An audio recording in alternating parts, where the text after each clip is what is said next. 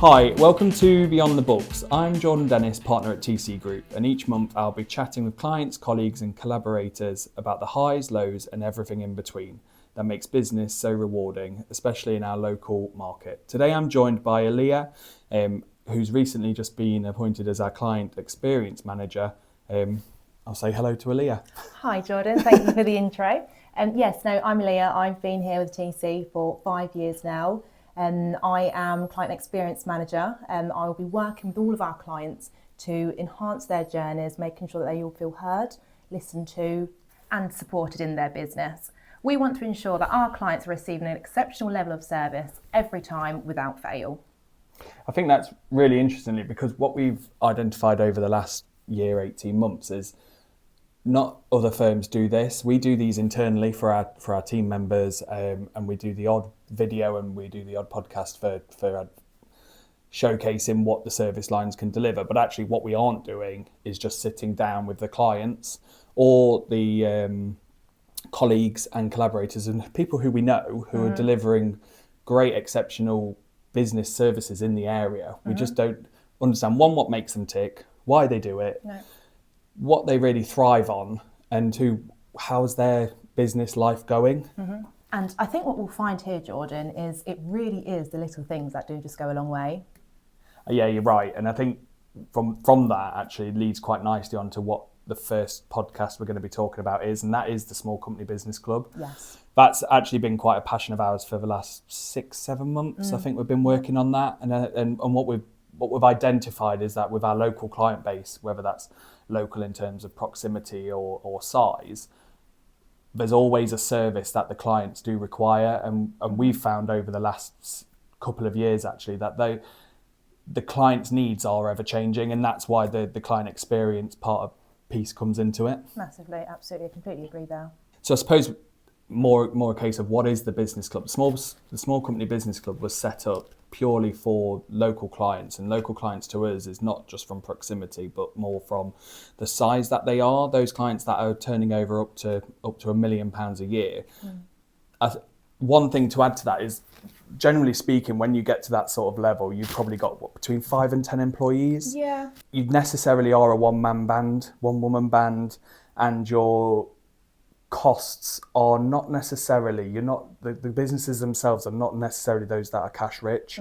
So actually every penny does count, and that doesn't go without saying. Even though you've got a company that turns over 20 million, doesn't mean they're cash rich in any shape or form. But those size companies, we find that actually are doing their own payroll. They're preparing as much as they can in terms of accounts and prep. They're employing the 5 to 10 people, but actually they're doing their own contracts of employment. And they really do seek the support of the accountant. And generally speaking as well, from an income perspective, they are within that band. So with that, what we did was we brought together those service lines along with yourself as client experience. And what we thought was actually, what is that the client needs? What do they desire? What are they wanting to get out of it? And from our point of view, each service line of those 4 that were on offer are the key service lines that a lot of the local clients around here desire. They need those service lines because, 1, they need the tax planning. 2, they're going to have problems with some staff members, and actually that cost can become very expensive very quickly if those for example contracts of appointments aren't up to date and aren't compliant. Second to that is, if you as a local client are preparing your own payroll, there's always elements there that you're unsure about. So we will always be at the end of a phone with ourselves or with a payroll specialist to just be able to help you. Ideally, you wouldn't want to do the payroll, but I think costs and everything that come into it, the support and the support that you get around that is quite invaluable, because obviously everybody wants to be paid the right amount. Absolutely. Another one as well for the directors out there that are the borderline income levels when it comes to, obviously with the budget that's just come through, but with the personal allowances and dividend tax rates and things, it's very fine line as to whether we are better off now as PAYE or dividends. And I think with the PAYE element of director salaries, I think that's going to become more and more prevalent over the next sort of 6-12 months. Yeah, no, completely agree. And as an employer, there is a heavy risk that if you do get it right, then you've got very happy employees. But again, if you get it wrong, then it does go very wrong, you know, making sure that staff are paid, their salaries are, their mortgage payments, childcare costs, you know, it is, you know, your responsibility to ensure that is right and also compliant. Yeah, I agree. And I think what we want to try and do is, so the plan of action with the business club, isn't it? We're going to get together quarterly. Yeah. With all the heads that are delivering those service lines. And yourselves, we actually launched the first one on the 20th of November. So we sort of set the tone from the very start, didn't we? We had a breakfast and it was very informal. It was nice. Very well received, though. Yeah, it was. Yeah, and the food was nice as well. That's great. But at the same time, we did have a varied bunch of clients. I completely agree. It was really nice. We had a client who had just bought out and they'd worked in the same business for 25 years and they decided to buy that business. So they're in a whole new realm of how things operate. We had a daughter who's looking to purchase a company from their parents. Again, new for her. We had another company who's looking to retire in the next 3 to 5 years. So we do get, and that's why we love our job, right?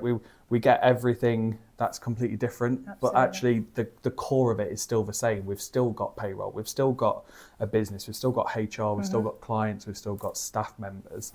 But it's just, that's why we do our job, isn't it? We love going to see those clients. We love seeing what they're up to and where they thrive in their business, Absolutely. I suppose. Understanding their needs. One thing I will add there, Jordan, is what I was really impressed about was, yes, we are here to support our clients, but actually the discussions that the clients had between the both of them. Yeah, you're right. So many areas of similarities that were in discussion amongst them all. Yeah, well, that's good actually, because when we were round the table, what we said to the team, and when we thought actually it was only going to be about an hour and a half long, we were sat there for 3 hours. Yes. We had to have a break. But that's nice, and obviously I did apologise to them all, but they really valued spending their time there. Most definitely. And with one of the clients who's going through some changes in their business at the moment, learning from another client what the process they took and how they implemented, and actually what they're trying to achieve is not as bad as what they think it's going to be.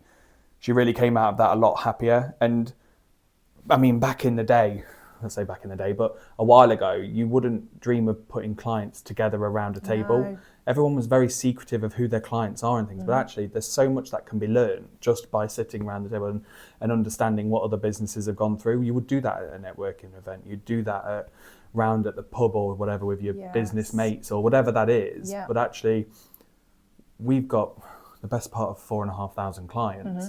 If anything comes between them that they can work together on, then surely that's a win for everybody. Most definitely. We've built that relationship, we've built that rapport with the clients to go, actually, we know a cracking, I don't know, builder down the road. He's only 3 miles from you. Why would we not do that?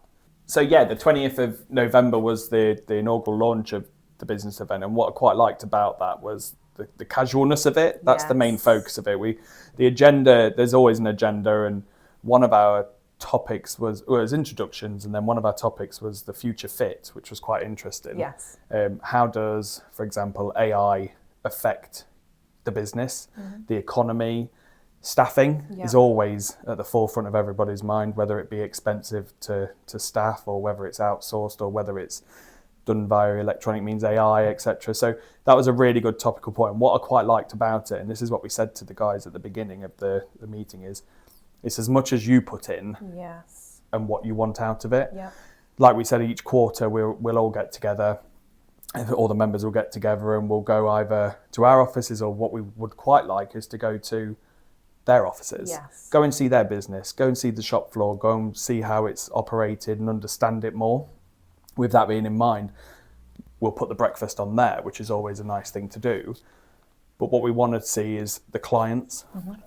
The next part of it, then I suppose each quarter, is we want to get one of our service line professionals in as well, really the experienced service line professionals, to really come and show, one, what we can do and what we can deliver, but also just to make the client more aware of what it is that's around them and the support that's around them. We spoke as well, didn't we, about the bringing in the banks? With the contacts we've got there.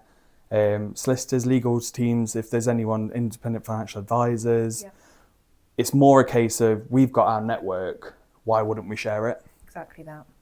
I suppose as well, when we sat down and we did those introductions with ourselves and with the clients, one of our clients did just point blank asked, what value are we going to get from this going forward? And I think it didn't take anyone by surprise. We live by our values as TC Group, and what we want to try and ensure is that, and this is what we reciprocated as well, we're inclusive. It's any business that wants to join us. We really want to make sure that if you're ready for joining this and really want to push, then you're more than included into the support network. Yeah. And I think really, Jordan, it shows the clients that join have the drive to progress in their business way of life and really take on that valuable support that TC Group offer to aid their successes. It does, and if they're thriving, we're thriving. Yeah. That's the main focus, isn't it? If we've got happy clients, we're happy. And it's always nice to go on that journey with them. Absolutely. So I think from that perspective, the next one we're going to host, I think, is around February time. Not just in Leicester, but we're going to roll out across to Northampton and to Milton Keynes as well. But if anyone is interested, obviously after hearing a little bit more about it, get in touch with myself or Alia or your dedicated contact that you speak to at the moment. But if you're interested, sign up online. We'll be in touch with the next date, and then we'll go from there. Thank you for that. That's a really nice one for the first. For the first podcast, I've really enjoyed that. I think it'll be really insightful, and hopefully we can speak again. Thank you, Jordan. I've really enjoyed that. Thank you.